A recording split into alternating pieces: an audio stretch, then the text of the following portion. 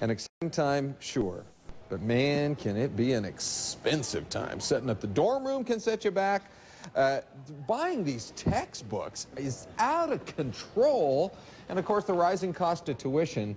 And so what happens is people start taking out loans. They get themselves into debt for years. And it just has a snowballing effect. So we thought, hey, we've got an idea. We know who we can talk to. Steve and Annette Economides, known as America's cheapest family.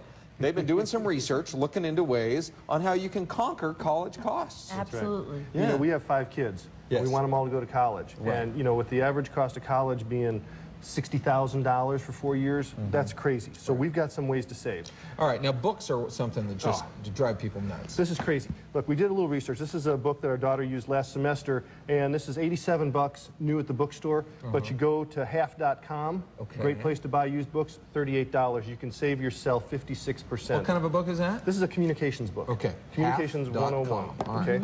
Okay. Here's another one, psychology. Everybody's got to take psychology class. Yeah. Psychology 101. This book's $116 brand new. Come on. Brand new. And every 2 years they're coming out with a new one. This is the 6th edition. They just came out with the 7th edition. So what'd you do? This one, if you like eBay, yes, an auction closes tomorrow around noon. It'll sell for $16. Huh. $16, that's 87% savings. What was it currently at? Do you remember? This morning I checked it. It was at $9.95 with $6 shipping.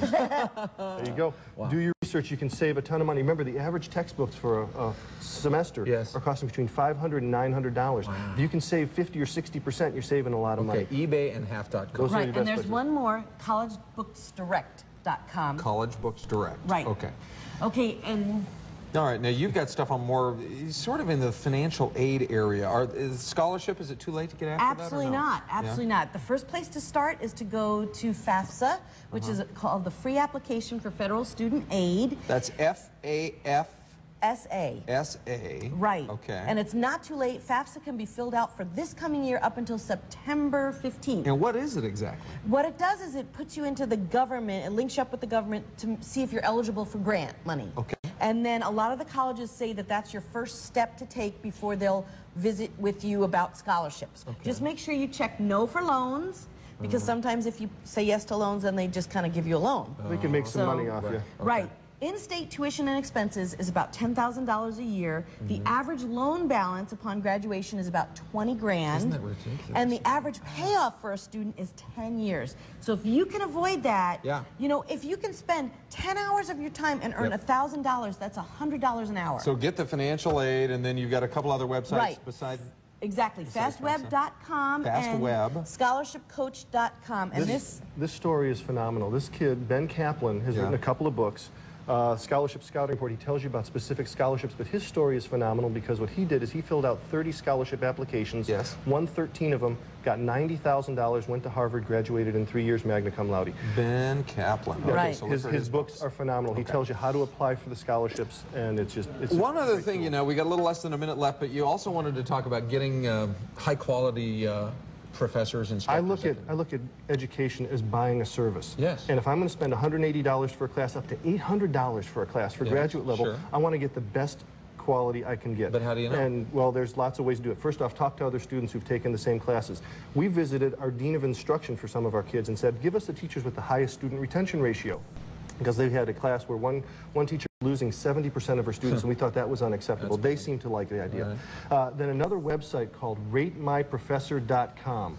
You know, every time you guys come on, it's like everybody needs to have a pen to write all this down. RateMyProfessor.com. And we've got this on our website. We've got even more information for people to save, but this one lists 6,000 schools, 700,000 teachers, and they're rated by students. I'm glad you mentioned the website. I'm going to pop it up right now. If you have any more questions, you can find out about it on, here it comes, America's Cheapest Family.com. You don't mind it when we call you that. You like it. No, it works.